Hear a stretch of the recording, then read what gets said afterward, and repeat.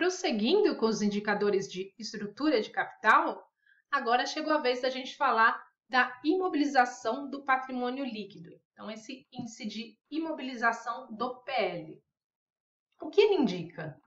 Então, basicamente, ele nos mostra quanto que a empresa aplicou no ativo não circulante para cada R$100 investidos pelos sócios, né? Para cada R$100 de PL, de capital próprio. Vamos dar uma olhada no balanço, então? Aqui só lembrando, né, os grupos do balanço, então, ativo, passivo, patrimônio líquido.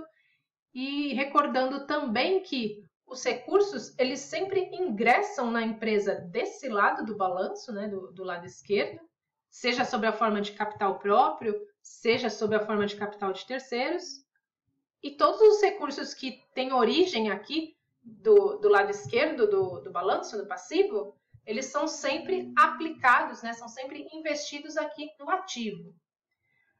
No ativo, a gente tem a subdivisão desse grupo em ativo circulante e ativo não circulante, seguindo o grau de liquidez, né, desses recursos, das contas contábeis aqui.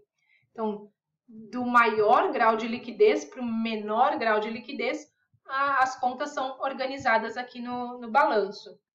No ativo circulante, ficam aquelas contas que têm maior grau de liquidez, né, que tem um giro maior, ou seja, liquidez aqui se refere à velocidade com que cada recurso acaba se transformando em caixa, né, em dinheiro, né? Então, os recursos aqui do ativo circulante têm a expectativa de que dentro do prazo de 12 meses eles vão se transformar em caixa, né?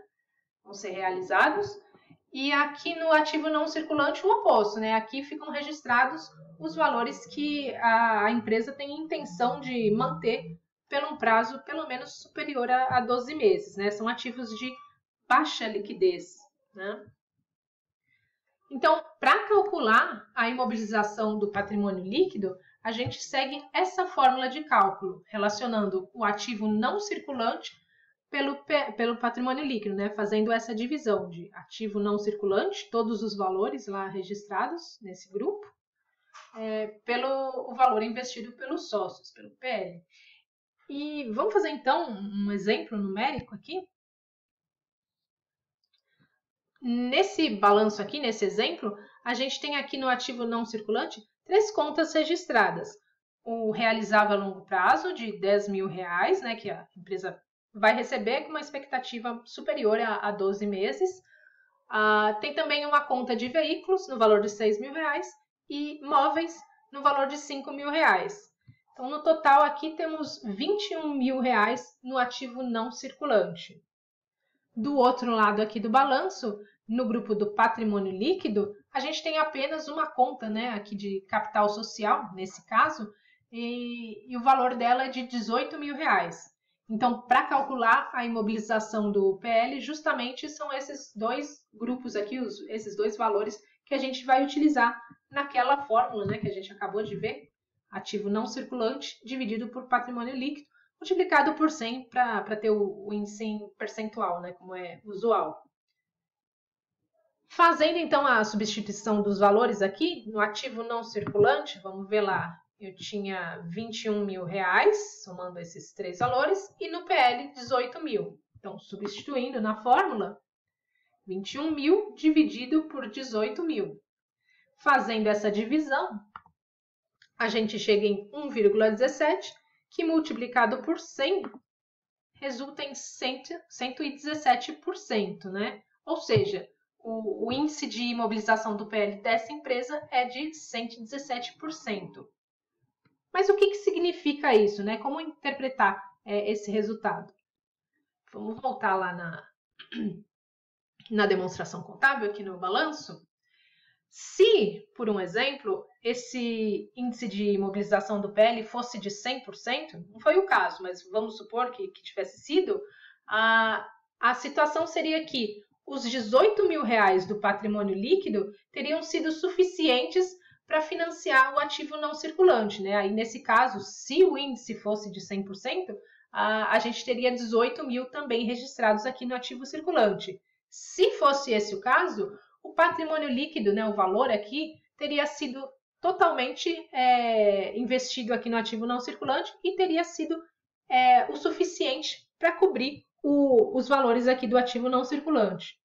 Só que não foi de 100%, né, o resultado desse índice. Foi maior, foi de 117%. O que isso significa? Bom, significa que 100% do PL de fato foi investido aqui no ativo não circulante, porém, aqui tem um valor superior, né? 21 mil reais, então tem 3 mil reais a mais do que o valor investido no PL. Ou seja, tem um excedente aqui, tem um valor que não foi coberto pelo patrimônio líquido, né? Ele se originou de outras fontes, possivelmente, né, de capital de terceiros. Não sabemos aqui se de curto ou de longo prazo, né?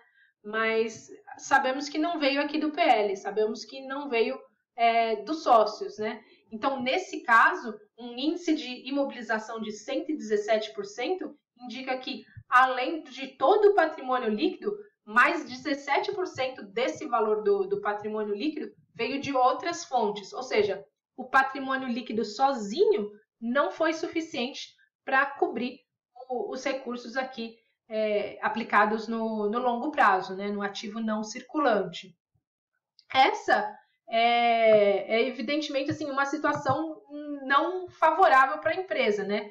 O índice de imobilização do patrimônio líquido, quanto menor, melhor, tá? Então, quanto menor esse percentual aqui, melhor. Por quê? Porque, por exemplo, se ele fosse, não foi o caso, mas se ele fosse um índice inferior a 100% aqui, digamos que dos 18 mil, só 8 mil estivessem aqui no ativo não circulante, isso significaria que 10 mil reais seriam recursos excedentes dos sócios que poderiam ter sido aplicados aqui no circulante, né? Que é o curto prazo, ou seja, são recursos que têm um giro maior, têm maior liquidez, podem se transformar mais rapidamente em dinheiro para a empresa, né? A empresa pode realizar mais rápido esse valor. Seria uma situação mais cômoda, né, para a empresa, né? Ela teria essa liberdade de investir os recursos excedentes aqui no circulante. Não foi o caso, né? A gente obteve um indicador aqui de imobilização do PL maior que 100%, ou seja, o PL sozinho não foi suficiente para financiar o ativo não circulante. A empresa teve que buscar recursos com terceiros para conseguir fazer a composição aqui do ativo fixo dela, né, do ativo não circulante.